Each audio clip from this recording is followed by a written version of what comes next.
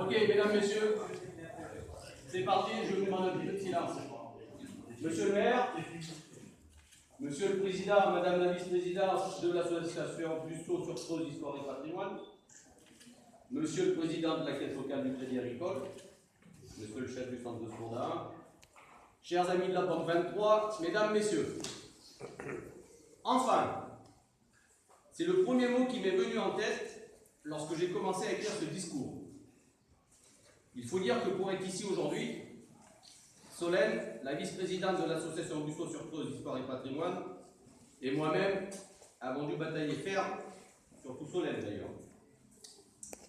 Elle et moi, nous nous étions rencontrés à la caserne des sapeurs-pompiers de Péra-la-Nonière lors d'une initiation de gestes de premier secours qui avait été mise en place après les attentats de novembre 2015. Je lui avais expliqué l'action que la Banque 23 menait et elle m'avait fait savoir qu'à Busto-sur-Creuse, elle aimerait bien y voir installer un jour un défibrillateur cardiaque. Je lui avais laissé mes coordonnées et nous en étions restés là. Le temps a passé sans que je n'aie de ses nouvelles. Puis un jour, elle m'a contacté pour connaître les démarches à effectuer pour l'obtention gratuite d'un défibrillateur cardiaque. Ayant quelques jours avant reçu une demande de la commune de Villars et n'ayant pas les fonds nécessaires pour financer 2 appareils, je vous l'avoue aujourd'hui, je ne lui ai pas répondu. Je sais, c'est pas bien, mais ce qui est fait est fait. Quoi qu'il en soit, la Banque 23 ayant une motivation, je le bafouille comme d'habitude, ne vous inquiétez pas, et il y a une motivation sans faille lorsqu'il s'agit de pouvoir sauver des vies, et en l'absence de nouvelles demandes, c'est tout naturellement que j'ai repris contact avec elle lorsque j'ai su que nos finances allaient quasiment nous permettre de réaliser son rêve. Je l'ai informé que la Banque 23 était disposée à fournir un défibrillateur cardiaque à la commune d'Ain pour qu'il soit installé à Busto-sur-Creuse, mais que je comptais sur la caisse locale du Crédit Agricole d'Ain, à l'instar d'autres caisses locales comme celle de Chénérail par 2 fois et celle d'Auzance, pour nous aider à financer celui-ci. 417 € nous manquant pour boucler le budget pour cet achat. La caisse locale suscitée et l'association Busto-sur-Creuse, Histoire et Patrimoine n'ont pas hésité à mettre la main au porte-monnaie pour compléter cette somme manquante. Monsieur le Président, Solène, vous avez tous mes remerciements et ceux de mon conseil d'administration pour votre participation, sans laquelle il aurait encore fallu attendre pour finaliser notre projet. Mais le financement, c'est une chose, trouver l'endroit pour l'installer en est une autre. Et Solène savait que la condition pour l'obtention gratuite de ce défibrillateur cardiaque était qu'il soit installé à l'extérieur avec l'apport chauffant fourni pour qu'il soit disponible 24 heures sur 24. Et ce ne fut pas chose simple. Nous nous retrouvons ce matin ici même, dans ce hall de gare, et vous ne m'enlèverez pas de l'esprit que ça aurait été un emplacement idéal pour l'installation de ce défibrillateur cardiaque. Solène espérait pouvoir convaincre la SNCF, mais les mails qu'elle échangeait avec moi concernant l'avancée des discussions ne laissaient rien présager de bon. Effectivement, lorsqu'elle a reçu une fin de non-recevoir, il a fallu qu'elle cherche un autre endroit.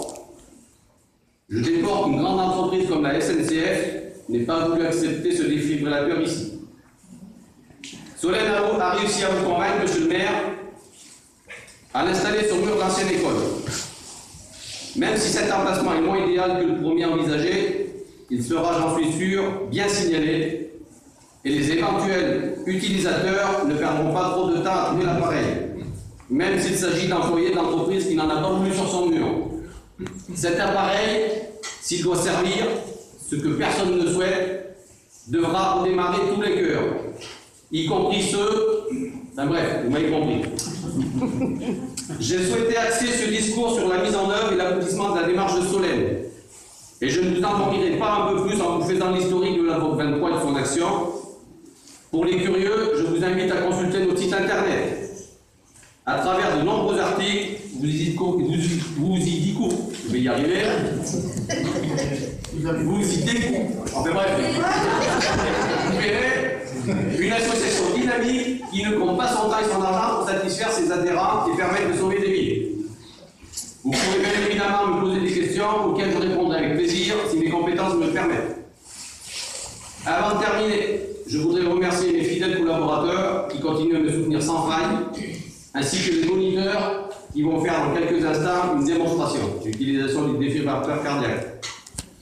Je n'oublierai pas dans mes remerciements M. Valéry, mon fournisseur de Paramédic 23, qui depuis le début de notre collaboration a réussi à me maintenir ses prix au plus juste, prouvant par ce geste qu'il adhère complètement à l'action que mène la VOC 23. Corentin, toi qui es devenu il y a 10 ans déjà la mascotte de la VOC 23 et qui a fait avec elle l'objet d'un gros reportage au journal de France 3 Limousin lundi dernier, veux-tu bien remettre le défibrillateur cardiaque à M. le maire? Je vous remercie.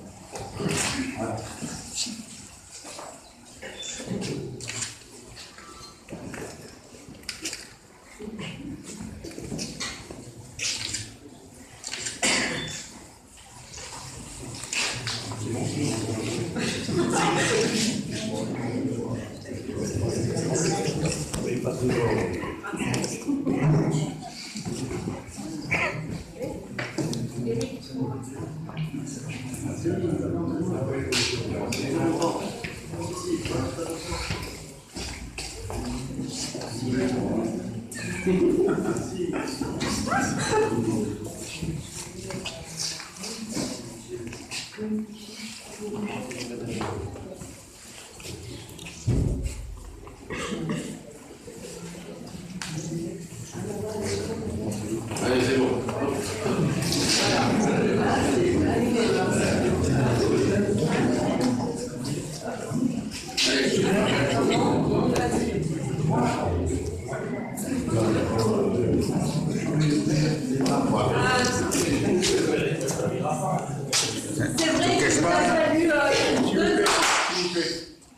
C'est vrai qu'il nous a fallu 2 ans et demi pour parvenir à notre objectif, mais l'essentiel c'est qu'on y soit arrivé, surtout que c'est quelque chose qui peut sauver des vies. Effectivement, on souhaite qu'il ne serve pas.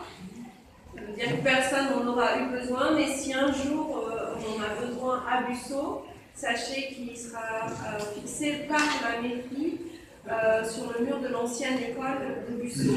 Donc vous pouvez tous y accéder, donc Busseau Village, Busseau Gare. Du coup, l'école, c'est bien aussi parce que c'est à mi-chemin entre la gare et le village. Bon, je remercie la SNCF, voilà, c'est des choix de gestion d'entreprise.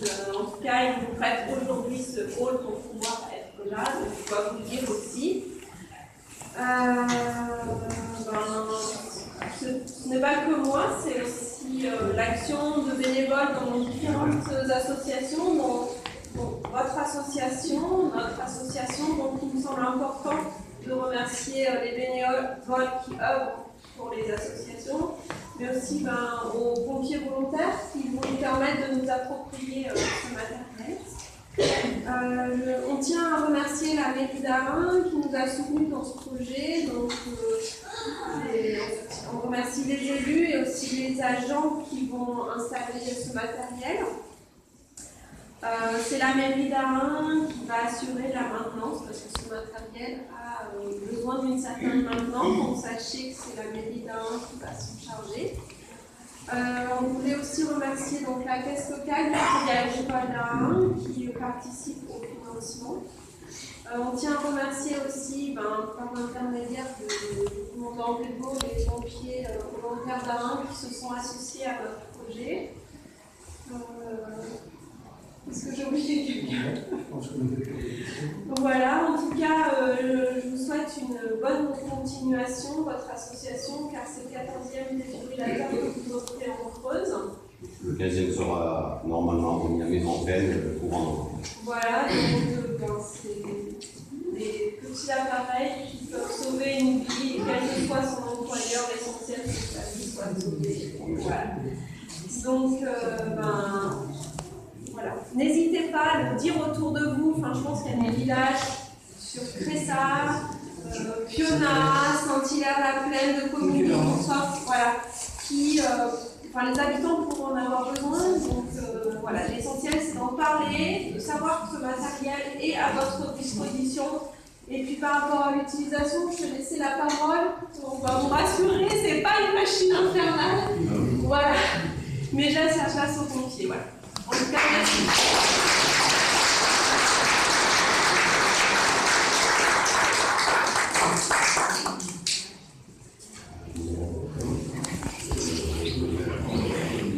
Donc, bonjour à toutes et à tous pour ceux qui n'ont pas vu. Donc, oui, c'est vrai que je suis heureux aujourd'hui d'être à la fête de l'Ascension en Mousseau. Pour moi, c'est toujours la fête de l'Ascension. Ceux qui ont mon âge, voire plus, il y a de moins en moins. Quand on a connu les fêtes qu'il y avait à Mousseau, il y avait énormément de monde. Mais je me réjouis quand même aujourd'hui de voir déjà le monde qu'il y a et tout ça, signature due à l'association Histoire et Patrimoine du Mousseau qui est présidée par Dédou et Solène, qui font un travail remarquable. Et donc là, je reviens au sujet de l'actualité du jour, des habitants. Donc, Eric, avant, c'est vrai qu'on ne se connaissait pas, mais je connaissais votre monde depuis, depuis longtemps. Alors, bien, oui. Je vais noter. Donc, mais en tous les cas, j'ai toujours entendu parler de vous. C'est vous qui avez maintenant c'est ça. Voilà, c'est ça. Le plus développé d'ailleurs, je me promets d'aller c'est magnifique. Mais toujours est-il que c'est dans un but d'intérêt général, parce que c'est même plus que d'intérêt général, c'est pour sauver des vies, pour le bénéfice que vous faisiez à l'exploitation, vous le dédiez à installer des couvertures. D'ailleurs, vous allez dire au 15e bientôt dans ces formes. Et donc, par contre, Solène, quand elle m'a rencontré Dédou il y a plus longtemps qu'on se connaît, et j'avoue, très sincèrement, moi je travaille comme ça. Je travaille surtout en confiance, et comme j'ai confiance à ces deux personnes-là, c'est vrai que je ne veux pas dire qu'ils vont me demander n'importe quoi, mais voilà, vous ne demandez pas n'importe quoi, mais quand ils m'ont parlé de ça, j'ai tout de suite dit ça peut être sérieux. Et bien des propriétaires à vu sur le peu, pourquoi pas. Alors le lieu, moi je partage complètement votre idée. Le lieu idéal, c'était ici. On est bien d'accord. Pourquoi? C'est pas que je ne veux pas se sommer sur le nom de la commune, les lieux ne vont pas tomber, la SNCF a peur, moi j'ai pas peur, mais c'est que au niveau de la publicité, tout le monde, même les touristes, même n'importe qui ne connaît pas la région, on dit que les voitures de la gare, tout le monde va trouver plus facilement la gare. Après les gens du coin, les gens du cru, l'école de Mousseau, tout le monde sait où elle est aussi. Et tu l'as souligné, c'est très important. C'est pas fait que pour les gens de Mousseau. Il y a Tournal qui n'est pas très loin, il y a Saint-Pierre-la-Seine, il y a Cressa, il y a Moutédin, et voilà, tous les gens, les communes environnantes, bien sûr, pourront avoir accès à ce outil, tout en espérant ce temps qu'ils ne servent jamais. D'ailleurs, je suis là depuis 2 ans, Alain qui s'est installé pour ce temps. Il n'a encore, à ma connaissance, il n'a pas servi à vous, donc tant mieux. Donc voilà, je tiens à féliciter l'association, Solène, et puis toute l'équipe de Mousseau, tous les membres de cette association, pour avoir œuvré à faire en sorte qu'on soit là aujourd'hui. Et alors par rapport à un aussi, qui n'a pas fait le jour d'installation, on avait été informé. Malheureusement, il n'y a personne. Là, je suis quand même ravi, content de voir qu'il y a du monde. Et bien sûr, on a, je ne sais pas si c'est le commandant qui fait la démonstration, les personnes qui s'en mal.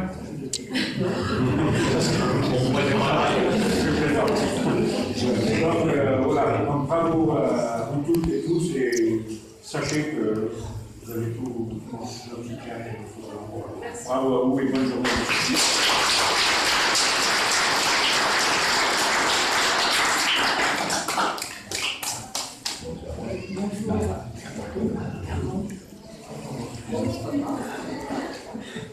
Bon, je vais simplement vous dire quelques mots. Déjà, monsieur le maire disait personne n'en a besoin. Je reconnais que j'ai eu du mal à me garer. Quand je suis arrivée, je me disais oh là là, je vais être en retard. Donc j'avais le cœur qui tapait un peu fort. Mais bon, ouf, ça va, je suis encore debout. Non mais c'est vrai que à travers cette remise ce matin, il faut absolument saluer tous les bénévoles des associations qui œuvrent régulièrement et tous les jours et sans compter leur temps pour le bien-être et le bien-vivre de toute la population. Et c'était quand même important, effectivement, de pouvoir avoir ce défibrillateur et l'installer. Bon, ça ne sera pas à la gare, on sait pourquoi, on le déplore, ça c'est sûr, mais bon, un lieu a été trouvé, donc c'est déjà bien. Et puis aussi dire que ces moyens-là qui peuvent effectivement intervenir dans les premiers secours sont importants parce que nous avons les pompiers qui sont là, qui sont toujours très, très disponibles, prêts à partir dès que ça sonne, mais malheureusement des fois, il y a quelques minutes qui peuvent être importantes et le temps des déplacements. C'est vrai que ça peut servir à sauver des vies en attendant que les pompiers arrivent. Mais voilà, c'est tout. Je trouve que c'est une belle cérémonie ce matin parce que c'est une cérémonie qui est dédiée à la vie, au secours, à l'entraide. Et je crois que c'est très très important de nos jours. Et M. Scrabant, je crois que je vais inscrire la commune de Saint-Michel-de-Belle sur la liste des prochaines communes à noter. Voilà, bon, je vous remercie. Peut-être 2 ans et demi. Oui. Voilà, donc merci à tous et puis je vous souhaite à tous une excellente journée.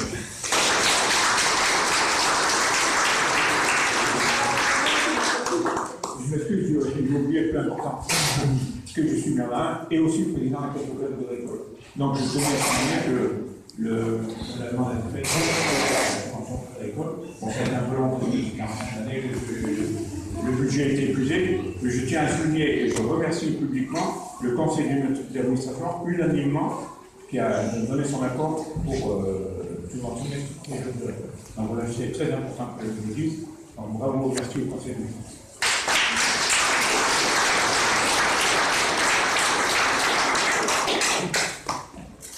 Mesdames et messieurs, bonjour. Moi, comme il y a beaucoup de monde ici, je vais faire la promotion de l'association Association Creuse d'Histoire et d'Patrimoine, puisque nous avons un projet. Il y a eu août 2014, c'était le 150e anniversaire de la construction du viaduc de la voie et de la gare. Ce projet avait été mené par le président, qui est notre président d'honneur, qui est derrière là-bas, André Lafont. Oui, pardon, c'est la Fond. Et en août 2019, ce que nous envisageons de faire, ça ne s'appellera pas le 155e anniversaire, ça s'appellera tout simplement la fête de la vapeur. La fête de la vapeur qui pourrait se dérouler de la manière suivante, c'est-à-dire un son et lumière sur la structure du viaduc, un feu d'artifice tiré du haut du viaduc, peut-être, et on l'espère, une machine à vapeur qui stationnerait dans la gare, qui ferait des allées-venues sur le viaduc, et si ça faisait un feu d'artifice aussi tiré de cette locomotive. Ça, c'est des projets, puisque le projet, quand même, c'est ce que je disais à M. Scrabant tout à l'heure, c'est de l'ordre de 64 000 €. Vous comprenez aussi qu'il va falloir que... Et ce qui explique pourquoi on fait les manifestations, c'est pour nous permettre d'avoir un véhicule et d'essayer de donner un peu de joie à tout le monde. Voilà, en ce qui me concerne, j'ai terminé. Je vais passer la parole au commandant Rigaud. Donc,